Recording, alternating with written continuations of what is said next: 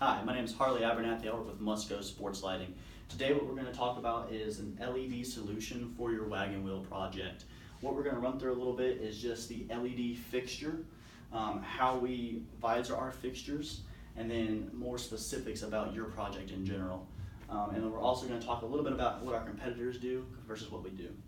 So the first thing that I want to talk about is just the TIR optic, which stands for Total Internal Reflectors for LEDs. Basically, every LED light out there has TIR optics. What that does is just a little visor that goes over the inside of the diode in the back of the fixture that projects that light into a certain direction. Now, that's great and it works to a point, but most competitors just stop there.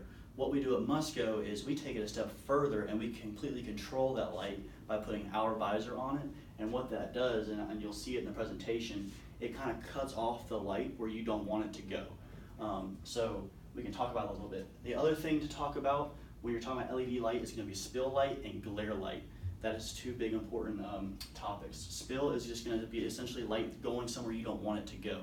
And then your glare is going to be the sensation you feel when looking at the lights. So if we get the lights on here, you'll see that light's bright. And that's just your basic LED fixture, no visor, just kind of pumping light out onto the field. And that works. You get light where you want it, but unfortunately, you get light where you don't want it, which is on your neighbor's house, approximately 150 foot away. Now, this light you're looking at, no visor, that's roughly 121,000 candela. And just to give you a reference point, think of a high beam car light, that's roughly 50,000 candela. So now if you're the neighbor over here and you're staring out your window, you're getting the full effect of this. And if you were a neighbor, would you want that? I wouldn't either.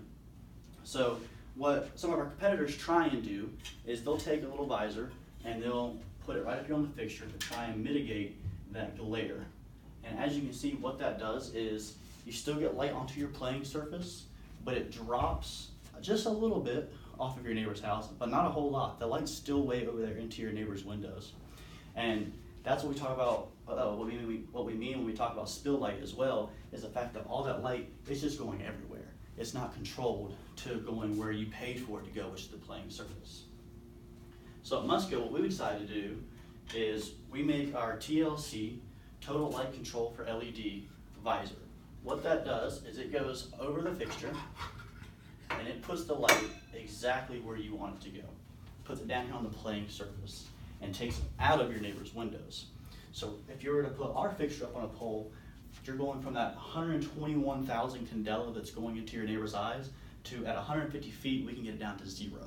Absolutely nothing, which is incredible. Now, one of the things we run into with our visor, and I'll show you here a little demo, is that once this ball is in play, it looks good down here. You can see it pretty much everywhere else on the pitch. Now, on aerial sports like baseball, football, softball, things like that, once that ball is kicked or thrown into the air, it leaves the plane of light, the angle of the light.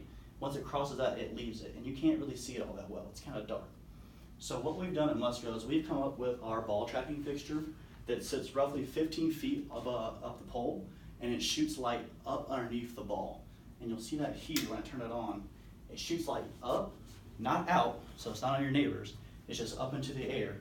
And so now when that ball goes into the air, you track it, and from a player's standpoint, if you're down here on the field, you look up and you can still see the ball, and you can follow the ball through its flight path, no matter where it's at.